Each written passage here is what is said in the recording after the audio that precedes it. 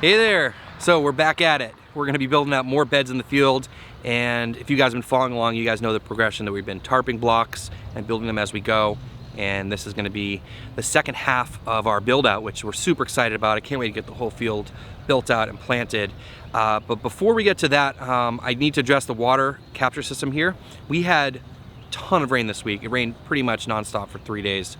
And I don't have a rain gauge here, but inches and inches of rain, which is great because it's been a really dry spring and it's been, you know, very much appreciated. But we were anticipating the rain and we wanted to make sure we were getting our rain capture system working. So what we did earlier in the week, which I didn't show, but we cleaned out the underground, that buffer tank, that sump tank, where the water comes off the roof and then gets pumped into our big rainwater storage tanks. And so everything's working there. And let me take you guys back there and show you what's going on. All right, so if you guys have been following along with the channel here, you've seen all the story with these guys, and you can see up the top here, there's a stream of water coming down, and it's coming through that connection with the rain, that's the city water fill. So I knew when I showed up today that the water level was above that. So I know we captured a crap load of water, which is great. The one thing is, it filled up too much, and so I noticed that, you know, obviously we don't want it that high because it's leaking. So I actually went up there earlier, and the tank is almost completely full. So there's an electronic float valve in there.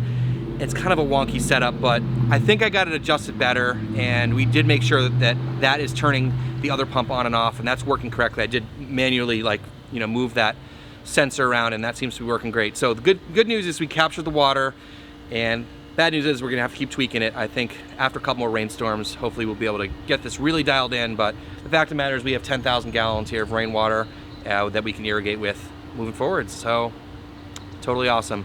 We're gonna get out to the field and check that out. We gotta remove the tarp and start prepping out that area to build beds tomorrow. So it's been about 6 weeks. We're gonna take the tarp off of block C and get to it.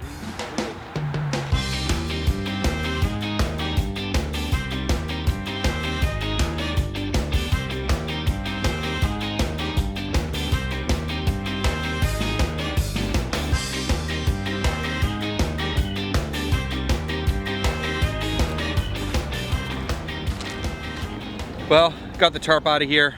I think it looks great. This was 6 weeks, and this was pretty heavy, covered with cover crop we planted, but also a lot of weeds. I mean, this field has been covered with weeds for a long time, and we did do that light tillage that one time just to level it off. So it was pretty heavy cover. We did mow it before we tarped it, but this is 6 weeks of covering, and I think it looks pretty good. We're gonna go through and mark out where the beds are gonna be with those stakes, do a little bit of flame weeding, clean up some areas, and we should be good. All right, field's looking great. I just want to show you some of the process in which we set up a new block, and this one's been way easier than the other ones because we already have a few blocks to build off of, and everything's sort of already straight. The first few were a lot trickier, making sure you're getting them in the right spot, but now we're coming off of the other blocks, so we can get nice straight lines. So the way that we did this is, you can see the stake here. We tied a rope back that way about halfway down, and then we just moved the rope forward and backwards until we felt like it was kind of lined up with the stakes that were already there. And then we pulled it out to where we needed to here and drove in the stake. And then we did the same thing on the other side. And then after that, we just did a lot of measuring. So we knew that, you know, we needed so much length here for our beds and walkways. And then we did the same thing on the other side. And then we measured and made sure this was 50 feet across from end to end, and then made sure the diagonals were the same length. And then we just had to move things by a couple inches here or there. The other thing we're going off here is we're keeping a solid same distance off of the edge of the sidewalk. So we had that measurement as well to help us get things straight. So now that we have these lines in place and we know we have enough width for all of our beds, I'm gonna go through and mark it out with the stakes. Let me go show you guys that. So just to get really concrete with you guys, really specific, I'm just gonna show you exactly what I do, because I know some of you guys are gonna ask, and this is not the right way to do this. This is just a way to do this way I've been doing it. I always say that with everything I do on my farm. So this is the string line, nice and tight. So this is the edge. I have the tape measure pulled out next to it. We're doing 30-inch beds, 18-inch walkways. I've talked about this several times, but someone's gonna ask me, so there you go. 30-inch beds, 18-inch walkways. And so basically you just work your way across, and you just figure out where the stake needs to be. Line up with the string.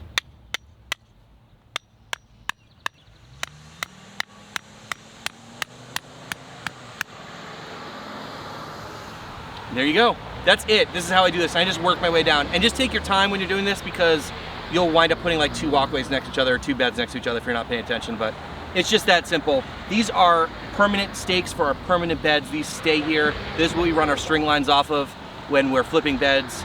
And these I just got at Home Depot. They're just wooden stakes. They're super cheap. They do break down after a year or 2, but you can just replace them. They're super inexpensive, and it's just wood. So this is my simple system, and I'm just gonna get these all marked out, and we should be good. Also got some flame weeding to do, just to kill any last little bit of weeds here before we start building beds. So we'll get to it.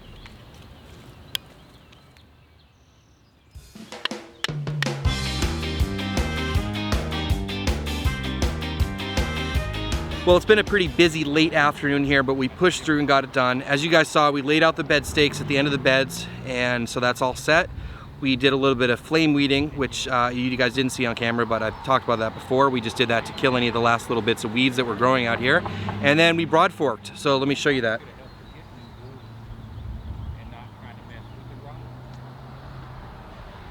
Some of the ground was quite compacted, but we just did our best. And what we've realized now, this is like the 4th or 5th block that we've done, is, you know, obviously the more prep we do the day before we build beds, the better. And so, we're all ready to go tomorrow. So we'll come in, we'll just lay down cardboard, lay down compost and wood chips, and be ready to go. And just super pumped. This is gonna give us 8 more beds and another hedgerow. So we're gonna do that tomorrow. We're really looking forward to it, having more growing space and really just pushing the farm out. And we're in great shape. We just got everything done we need to get done today. So we'll see you tomorrow. Well, it's the next day, building beds. We've already gotten started. I didn't turn the camera right away, but just again, so you guys know, put down cardboard everywhere, walkways and beds. Spray it down with water, add compost in the beds and wood chips in the walkways. Here we go.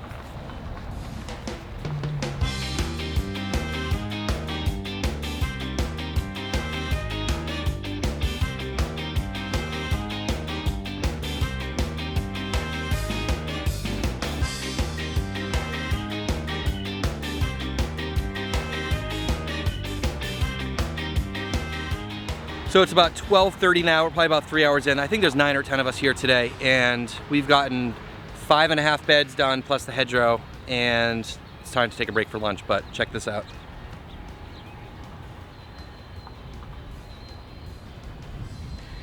It's just such a simple process. It's very satisfying, very quick. You just need a bunch of hands to get it done, but come back in a second and get this done.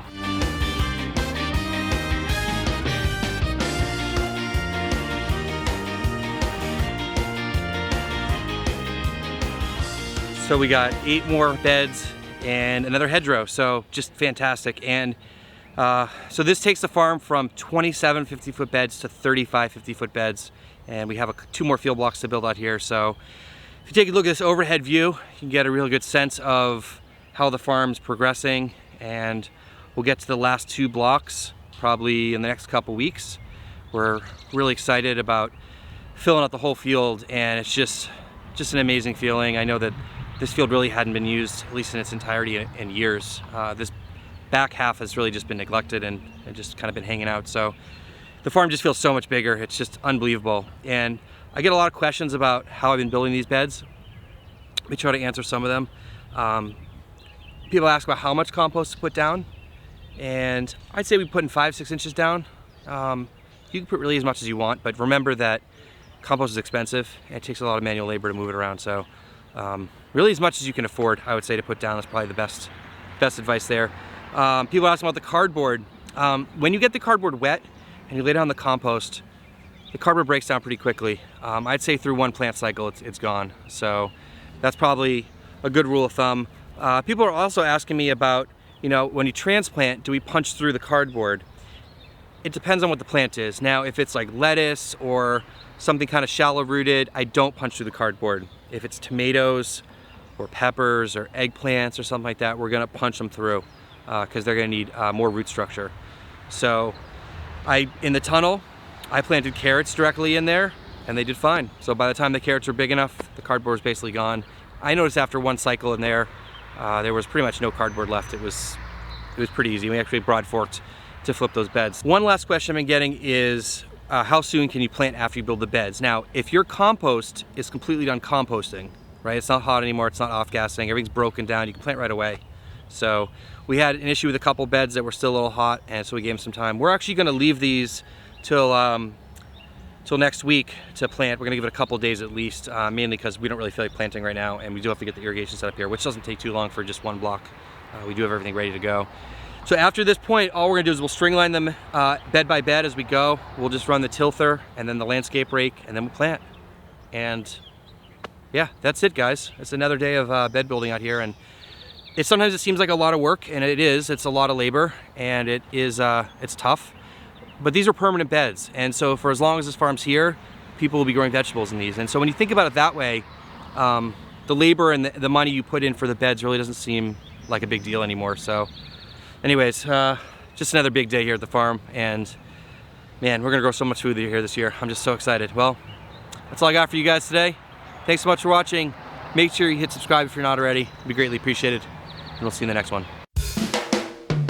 Hey there, we're back at it. We're gonna be pushing out more. Hey there, so we're back at it. We're gonna be building more beds out in the field.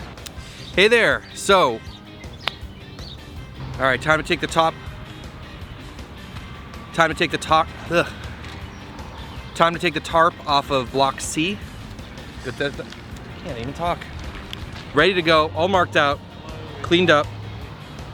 The 4th or 5th block we've done is just all the prep we can do ahead of time. So now this is our like 4th or 5th bed that we've done. All right, so it's about 12:30 now, and we got, how many beds did we do?